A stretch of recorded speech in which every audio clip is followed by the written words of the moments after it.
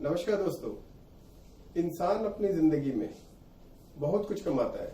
वो बहुत सारी प्रॉपर्टियां इकट्ठी कर लेता है और अपने परिवार को सुख से रखने की कोशिश करता है। हर एक इंसान की इच्छा रहती है कि मेरे मरने के बाद भी मेरा परिवार सुख से रहे और उनमें कभी भी प्रॉपर्टी या धन दौलत को लेके कभी भी कोई झगड़ा ना हो। इसी मंशा को लेके इंसान वसीयत लिखता है, लेकिन वो वसीयत क्या कानूनी रूप से मान्य है या नहीं है, आज हम इसी बात पर चर्चा करेंगे।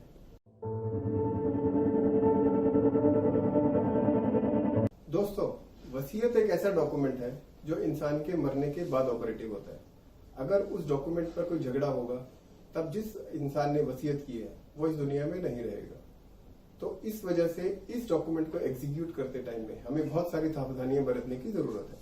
तो आइए जानते हैं हमें क्या क्या सावधानियां बरतनी चाहिए जिससे कि कल को हमारे वारिसों में इस वसीयत को लेके कभी भी झगड़ा ना हो।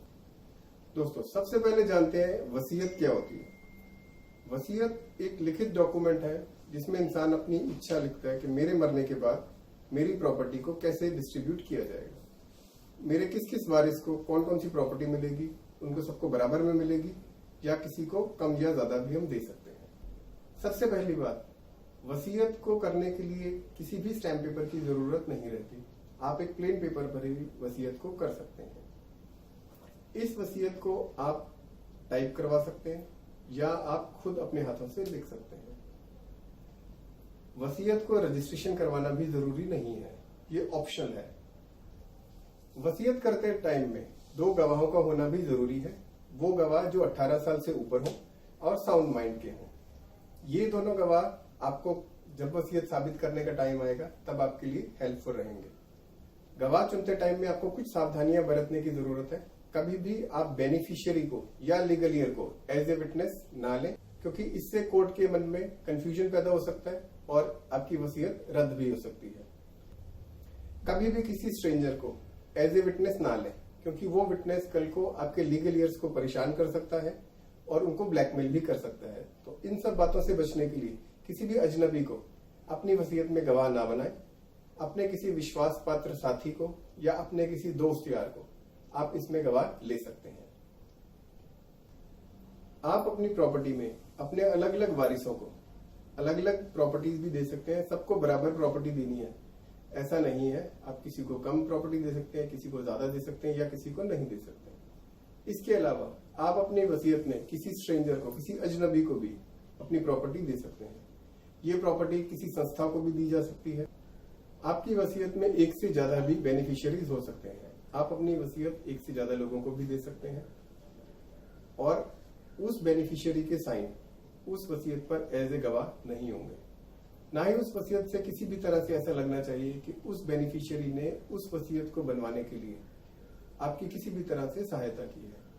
अगर ऐसा लगा अदालत को तो आपकी वसीयत रद्द हो सकती है। तो इस बात का खास ध्यान रखें। वसीयत किस प्रॉपर्टी की हो? एक इंसान हर एक उस प्रॉपर्टी की वसीयत कर सकता है जो उसकी अपनी है, चाहे वो उसने खुद कमाई हुई हो, चाहे वो उसको गिफ्ट से आई हुई हो, चाहे वो कहीं से वसीयत के द्वारा आई हुई हो। तो ऐसी किसी भी प्रॉपर्टी को इंसान अपनी इच्छा के अनुसार विल कर सकता है, जो कि उसके मरने के बाद विल के हिसाब से उसके लीगलियर्स को या विल के बेनिफिशियरी को मिल सकती है। हालांकि वसीयत को रजिस्टर करवाना जरूरी नहीं है, बट एक आपने वसीयत घर पर रख के करी हुई है और दूसरा आपने रजिस्टर करवाई हुई है। इसमें रजिस्टर्ड विल को हमेशा अहमियत दी जाती है। तो इसलिए आप विल को कोशिश करके रजिस्टर्ड जरूर करवाएं। इंसान अपने जीवन काल में अपनी वसीयत कभी भी चेंज कर सकता है, उसके बारे में कोई भी रिस्ट्रिक्शन नहीं है। जो वसीयत आपकी आखिरी वसीयत होगी कानून में वही मान्य है। तो इसीलिए वसीयत को चेंज करते टाइम में आपको कोई भी अंदेशा नहीं होना चाहिए। अगर कोई इंसान बीमार है और वो अपनी वसीयत को रजिस्टर करवाना चाहता है तो कानून में प्रोवाइडेड है कि आप रजिस्ट्रार को अपने घर पे बुला सकते हैं। रजिस्ट्रार आपके घर पर आएंगे और वो दोनों विटनेसेस के सामने आपकी विल को रजिस्टर कर देंगे। तो इसीलिए एक बीमार व्यक्ति भी रजिस्टर्ड विल करवा सकता है। अब बात करते हैं कि एक अनपढ़ आदमी वसीयत कैसे कर सकता है। यदि एक अनपढ़ आदमी ने वसीयत करनी है तो वो अपनी इच्छा कि उसने अपनी प्रॉपर्टी को किस हिसाब से डिस्ट्रीब्यूट करना है किसी एडवोकेट को बता सकता है। वो एडवोकेट उस व्यक्ति की इच्छा के हिसाब से एक वसीयत तैयार करेगा उस वसीयत को वो उस व्यक्ति को पढ़कर सुनाएगा और सुनकर और समझकर वो व्यक्ति उस विल के ऊपर अपने साइन कर सकता है या अपना थंब इम्प्रेशन कर सकता है। दोनों ही चीजों में से कुछ भी कर सकता है, दोनों भी कर सकता है, दोनों ही वैलिड है। अगर आपने वसीयत किसी वकील साहब से बनवाई है तो उनका एक सर्टिफिकेट उस वसीयत के एंड में रहेगा जिसमें वो ये लिखेंगे कि ये वसीयत उन्होंने वसीयत करने वाले के कहने पर बनाई है और उसको पढ़कर समझा दी है। कल को वसीयत के लिए कोई भी डिस्प्यूट ना रहे कि वसीयत करने वाला या गवाह साउंड माइंड के थे या नहीं थे, उनकी हेल्थ कंडीशन कैसी थी, इन चीजों के लिए आप अपनी वसीयत को वीडियोग्राफ भी करवा सकते हैं। अगर आपने पूरे इंसिडेंट को वीडियोग्राफ कराया तो वो कल को कानून में आपकी हेल्प कर सकते।